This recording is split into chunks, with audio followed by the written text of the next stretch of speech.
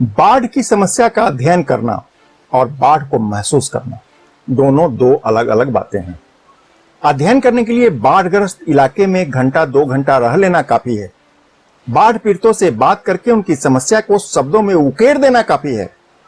पर महसूस तो सिर्फ वही कर सकता है जिनकी दिनचर्या इसी बाढ़ के बीच में घिरी हो, जिनका आशियाना बाढ़ के पानी में टापू बन गया हो, जिनको काली अंधेरी रात की खामोशी में मेढक की टर-टों की आवाज सुनाई पड़ती हो, झिंगुर की गुनगुनाहट, कुत्ते के रोने की आवाज और विषैले सांपों की फुफकार के बीच जिनके रात गुजरते हों।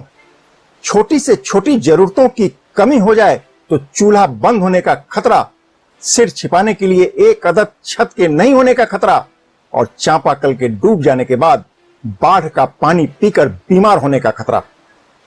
इस सब के बीच एक खतरा और है, और वह है खतरों के सौदागर से स्नेह का खतरा। कहते हैं कि बाढ़ की समस्या को वही महसूस कर सकता है जिसने खुद से इन समस्याओं को महसूस किया हो। अब सवाल उठता है कि बाढ़ एक समस्या है क्यों? आजादी के 7 दशक बाद भी साल दर साल आने वाली बाढ़ की विभीषिका का आज तक कोई समाधान हुआ क्यों नहीं? क्या यह अंतहीन समस्या है, या हमने इसके समाधान के लिए ठीक से पहल ही नहीं की? यह एक बड़ा सवाल बन चुका है और आज इसकी पड़ताल जरूरी हो गया है।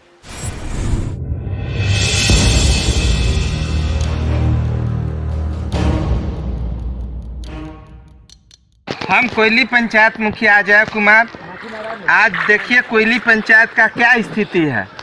जो शहीद जुब्बा सहनी का गांव है, वार्ड 5 और 6, इस तरह 13 के 13 वार्ड परेशानी में है। लेकिन खास करके यहाँ देखिए कि चैनपुर का 5 और 6 वार्ड जो है, जो नदी है बीच में, वो विस्थापित है। उत्तर के तरफ दक्षिण के तरफ बांध है। हाँ। दक्षिण के तरफ बांध है। और देखिए कितना अपना जुगाड़ बनाए हुए हैं, रस्सी से पार कर रहे हैं। यहाँ पर लगभग 25 फीट पानी है। अब देखिए वहाँ उस पार में सैकड़ों लोग खड़े हैं, आस लगाए कि मुझे नाव आएगा, नाव से जाएंगे।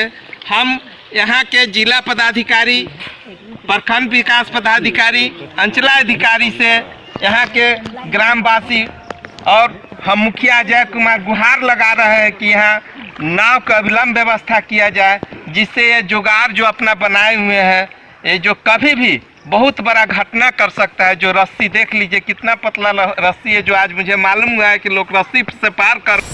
नमस्कार, मैं हूं कौशलेंद्र झा और केकेएन लाइव पर आपका स्वागत है। खबरों की खबर और लीक से हटकर खबर के सेगमेंट में आज हमारा विषय है बाढ़। हम पहले ही बता चुके हैं कि गुलामी के दिनों में लोगों को उम्मीद थी कि आजादी मिलते ही बाढ़ की समस्या से छुटकारा मिल जाएगा, किंतु ऐसा नहीं हुआ। उल्टे आज भी हम बाढ़ की विभीषिका को झेल रहे हैं, बल्कि पहले से थोड़ी अधिक तबाही के साथ झेल रहे हैं। आखिर ऐसा क्यों हुआ? आज यह बड़ा सवाल बन चुका है। सवाल यह भी कि हमारे सरकारें कब तक खैरात की आड़ में जख्म पर मरहम लगाती रहेगी। प्रत्येक साल तबाही मचाने वाली इस बाढ़ का कोई अस्थायी समाधान अभी तक क्यों नहीं हुआ? ऐसे और भी कई सवाल हैं। शुरुआत बिहार से करते हैं। दरअसल मॉनसून शुरू होते ही बिहार की कोसी, गंगा और बागमती नदी के बेसिन में बसे गांव में जलजला आने का सिलसिला अब नया नहीं रहा। बाढ़ की तबाही का आदी हो चुके लोग और खैरात बांटकर चैन से सोती सरकारें, आखिर यह सिलसिला कब तक चलेगा? बात सिर्फ बिहार की नहीं है। मॉनसून के साथ पूर्वी उत्तर प्रदेश और पश्चिम बंगाल में भी गंगा किनारे वाले इलाके में बाढ़ से तबाही की खबरें आने लगती है। कमोबेश यही हाल असम का होता है। ब्रह्मपुत्र के बेसिन में बसे असम के बड़े इलाके में साल दर साल तबाही का आलम होता है। दक्षिण भारत में कावेरी और कृष्णा नदी के इलाके में भी बाढ़ से तबाही होते रहता है। मध्य प्रदेश में नर्मदा और छत्तीसगढ़ की कुछ नदियां भी अपना रौद्र रूप दिखाने लगती है। इसके अतिरिक्त और भी कई छोटी छोटी नदियां देश के कई अन्य इलाकों में प्रत्येक साल तबाही का सबब बन जाती है। ऐसे में सवाल उठना लाजमी है कि सरकार क्या कर रही है। यह एक बड़ा सवाल है और आज हम इसका जवाब तलाशने की कोशिश कर रहे हैं। दरअसल ऐसा बिल्कुल नहीं है कि सरकार ने बाढ़ की समस्या की रोकथाम के लिए अभी तक कुछ नहीं किया हो, बल्कि सच तो ये है कि भारत की सरकार ने 1978 में ही केंद्रीय बाढ़ नियंत्रण आयोग का गठन कर दिया था। इस आयोग ने अपनी एक रिपोर्ट में सरकार को बताया है कि देश में प्रत्येक साल औसत 4000 मिलियन घन मीटर बारिश होती है। इसमें मॉनसून के दौरान होने वाली बारिश के साथ बर्फबारी के बाद बनने वाली पानी को भी शामिल किया गया है। केंद्रीय बाढ़ नियंत्रण आयोग ने सरकार को जो जानकारी दी है, इसके मुताबिक भारत का करीब 40 मिलियन हेक्टेयर भूभाग पर प्रत्येक साल बाढ़ के पानी का फैलाव होता है या बाढ़ का खतरा बना रहता है। इस सब के बीच आंकड़े खुद गवाही दे रहे हैं कि भारत में बाढ़ पर काबू पाने में सरकारें कितनी कारगर साबित हुई। दरअसल आयोग के ही एक रिपोर्ट पर गौर करें तो इसमें बताया गया है कि बाढ़ के खतरे वाले 40 मिलियन हेक्टेयर इलाके में से अभी तक मात्र 16.45 हेक्टेयर को ही बाढ़ से संरक्षित किया जा सका है। अब इस आंकड़ा को आप क्या कहेंगे? इससे प्रतीत होता है कि हमारी सरकारें बाढ़ पीड़ितों के बीच थोड़े से खैरात बांटने में जितनी तत्परता दिखाती है, यदि बाढ़ के रोकथाम के प्रति उतना ही गंभीर होती तो शायद आज हमारे देश में बाढ़ की कोई समस्या होता ही नहीं। अध्ययन करने पर पता चला कि समस्या के अस्थायी समाधान के बीच यही खैरात दीवार बनकर खड़ा है। दरअसल यह खैरात मोटी कमाई का जरिया है और बाढ़ की अस्थायी समाधान हो जाए तो कमाई का एक बड़ा जरिया बंद होने का खतरा रहता है। अब सवाल उठता है कि ऐसे में बाढ़ का कभी कोई अस्थायी समाधान होगा भी क्या? समाधान तलाशने से पहले आइए बाढ़ के कारणों पर एक नजर डाल लेते हैं। दरअसल भारत में बाढ़ आने की कोई एक वजह नहीं है। असम समेत पूर्वोत्तर भारत में बाढ़ की बड़ी वजह है चीन के ऊपरी इलाकों में भारी बारिश होने से वह पानी निचले इलाके में प्रवेश करके प्रत्येक साल तबाही का सबब बन जाता है। हालिया वर्षों में चीन ने अपने इलाके में कई डैम बना लिए हैं। नतीजा, कई बार चीन की बदमाशी हमारे यहां बाढ़ का सबब बन जाता है। इसी प्रकार नेपाल के तराई में भारी बारिश होने की वजह से वह पानी आखिरकार बिहार और पूर्वी उत्तर प्रदेश में साल दर साल तबाही का कारण बनता रहा है।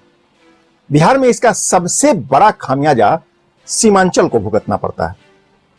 दरअसल इस इलाके में बहने वाली कोसी नदी का उद्गम स्थल तिब्बत और नेपाल से होकर है। कहते हैं कि चीन इन दिनों तिब्बत में बड़े पैमाने पर निर्माण कार्य कर रहा है। लिहाजा वहां की नदियों के जरिए भूमि क्षरण की मिट्टी बहती हुई सीमांचल के इलाके में गाद बनकर जमा हो जाती है और उपजाऊ मिट्टी को बर्बाद कर देती है। इसके अतिरिक्त नदी के मैदानी इलाकों में प्रवेश करते ही यही गाद नदियों की पेटी में सिल्ट बनकर जमा हो जाता है। इससे नदी की गहराई प्रत्येक साल कम हो जाती है और अब यह बाढ़ का एक बड़ा कारण बनने लगा है। जानकार क्लाइमेट चेंज को भी बाढ़ से जोड़कर देखते हैं। Inter governmental panel of the climate change के एक रिपोर्ट के मुताबिक दुनिया के तापमान में करीब 0.78 डिग्री की वृद्धि हो गई है। इसके चलते ग्लेशियर तेजी से पिघलने लगा है। इन ग्लेशियरों के पिघलने के चलते भी कई बार प्रलयंकारी बाढ़ आ जाती है। अमेरिका के national centre for atmosphere research centre के वैज्ञानिक ने नदी के धारा की बनावट में आ रही बदलाव को बाढ़ के लिए बड़ा कारण बताया है। वैज्ञानिकों ने अपने अध्ययन में पाया है कि भारत में गंगा नदी और ब्रह्मपुत्र नदी की धारा में कई बदलाव आ गए हैं। वैज्ञानिकों ने 1948 से 2004 के बीच धाराओं के प्रवाह पर विस्तार से अध्ययन किया। इस अध्ययन में वैज्ञानिकों ने पाया कि दुनिया की करीब 1/3 से अधिक बड़ी नदियों के जल प्रवाह में महत्वपूर्ण बदलाव आ गए हैं। इस दौरान कुछ नदियों की प्रवाह में बढ़ोतरी हुई है, वहीं अधिकांश नदियों की प्रवाह सिकुड़ गई है। वैज्ञानिकों ने पाया है कि उत्तर चीन की पीली नदी और भारत की गंगा नदी सहित पश्चिम अफ्रीका के नाइजर और अमेरिका के कोलोराडो में बहने वाली कई प्रमुख नदियों की प्रवाह में आश्चर्यजनक रूप से कमी आ गई है। बहरहाल भारत में बाढ़ की समस्या कितना विकराल है, इसका अंदाजा वर्ष 2008 में आई कोसी के बाढ़ से आप लगा सकते हैं। कोसी की इस बाढ़ में करीब 1500 करोड़ रुपए के नुकसान होने का अनुमान लगाया गया था। बाढ़ नियंत्रण आयोग के अनुमान के मुताबिक 1951 से 2004 तक देश में आई बाढ़ से करीब 850 करोड़ रुपए का नुकसान हो चुका है। अब आइए बाढ़ की रोकथाम के लिए किए जा रहे प्रयासों पर भी एक नजर डाल लेते हैं। ऐसा बिल्कुल नहीं है कि बाढ़ की रोकथाम के लिए अभी तक कोई काम नहीं हुआ, बल्कि सच तो यह है कि बाढ़ रोकने के लिए सरकार ने 4 स्तर पर काम शुरू कर दिए हैं। इसमें बाढ़ प्रभावित इलाकों में बांध का निर्माण करना और कटाव की रोकथाम करना शामिल है। इसके अतिरिक्त पानी की तेजी से निकासी हेतु नदियों की सफाई करके सिल्ट को बाहर निकालने की योजना भी इसमें शामिल है। दरअसल यह सरकार की सबसे महत्वाकांक्षी योजना है, किंतु इस पर उतना काम नहीं हुआ जितना कि उम्मीद की जा रही थी। इसी प्रकार नदी के तलहटी में बसे गांवों को ऊंचाई पर बसाने का काम भी इसी योजना का हिस्सा है। यहां आपको बताना जरूरी है कि भारत के अधिकांश शहर नदियों के किनारे बसे हैं और उनका सीवर ज्यादातर नदियों में गिरता है, लेकिन बारिश और बाढ़ के दिनों में उनकी राह बदल जाती है और यही सीवर शहर में बाढ़ की वजह बन जाती है। पटना, वाराणसी, भागलपुर, गोरखपुर और विशाखापत्तनम में इन्हीं शिविरों के सहारे कई बार बाढ़ का पानी शहर में प्रवेश कर जाता है। कोलकाता शहर भी इससे अछूता नहीं है। लिहाजा सरकार अब इन शिविरों की सफाई और रख रखाव पर विशेष ध्यान दे रही है। इसको वन वे बनाने का काम भी तेजी से चल रहा है, बल्कि इसमें बहुत सुधार भी हुआ है। यहां आपको जान लेना जरूरी है कि भारत एक ऐसा देश है जहां जल को भी संवैधानिक अधिकार प्राप्त है। जल की यही हैसियत कई बार बाढ़ की वजह बन जाती है। दरअसल संविधान में पानी को राज्य सूची में रखा गया है, यानी इस पर केंद्र की सरकार चाहे जितनी भी योजना बना ले, किंतु उस पर अमल करना राज्य सरकार की जिम्मेदारी मानी जाती है। लिहाजा कई बार बाढ़ नियंत्रण के लिए बनी योजनाएं राजनीतिक कारणों से धरातल पर उतरने से पहले ही दम तोड़ देती है, और इसका खामियाजा हम सभी को, आपको और हमको भुगतना पड़ता है। पेड़ की अंधाधुंध कटाई का खामियाजा भी अब दिखने लगा है। दरअसल भारत सहित पूरी दुनिया में जिस तरह से पेड़ों की अंधाधुंध कटाई हो रही है, वह भी बाढ़ की बड़ी वजह बताई जा रही है। जंगल को काटकर मैदान बनाए जा रहे हैं, कंक्रीट की कॉलोनियां खड़ी हो रही है। इससे प्राकृतिक असंतुलन तो बढ़ता ही है, इसका खतरनाक पहलू यह है कि इससे जल प्रबंधन का संतुलन भी तेजी से बिगड़ने लगता है। इससे भारत सहित पूरी दुनिया में बाढ़ का खतरा उत्पन्न हो गया है। इस सब के बीच एक सच यह भी है कि बाढ़ को अस्थायी तौर पर रोका नहीं जा सकता है, क्योंकि बारिश और सूखा इंसान के हाथों में होता ही नहीं है। वर्ष 2005 की जुलाई में मुंबई और 2006 में सूरत में हुई बारिश की घटना इसके सबसे बड़े मिसाल हैं। यहां बाढ़ ने नहीं, बल्कि बारिश ने तबाही मचा दी थी। एक सच यह भी है कि हम बारिश को भले ही रोक नहीं सकते हों, पर कटाव को हम कम जरूर कर सकते हैं। हालांकि दुर्भाग्य से इस दिशा में हमारी सरकारें बहुत गंभीर नहीं हैं। बहरहाल खुशी की बात यह है कि संयुक्त राष्ट्र संघ ने दक्षिण पूर्व एशिया में पानी के प्रबंधन की दिशा में काम करने के लिए एक नोडल एजेंसी बनाने का काम शुरू कर दिया है। इसके तहत वाटर मैनेजमेंट के लिए एक नॉलेज हब बनाने की योजना है, ताकि पानी के प्रबंधन से जुड़ी सूचनाएं एक ही मंच पर उपलब्ध हो सके। बाढ़ और सूखा से जुड़े अध्ययन और इससे प्राप्त सभी आंकड़े एक ही मंच पर उपलब्ध हो सके। मेरा मानना है कि बाढ़ पर काबू पाने के लिए सरकार को एक साथ 2 मोर्चा पर काम करना होगा। पहला मोर्चा इंजीनियरिंग समाधान की होनी चाहिए। इसके तहत बाढ़ प्रभावित इलाकों में बांधों का निर्माण और कटाव की रोकथाम की कोशिश को तेज कर देना चाहिए। जबकि दूसरे मोर्चे पर लोगों को बाढ़ के प्रति जागरूक बनाने की दिशा में बहुत काम करने की जरूरत है। नागरिकों को स्वयं से परिस्थिति की संतुलन को बनाए रखने की दिशा में सजग होना पड़ेगा, क्योंकि अक्सर देखा जाता है कि जागरूकता के अभाव में बाढ़ वाले इलाके में बहुत नुकसान हो जाता है।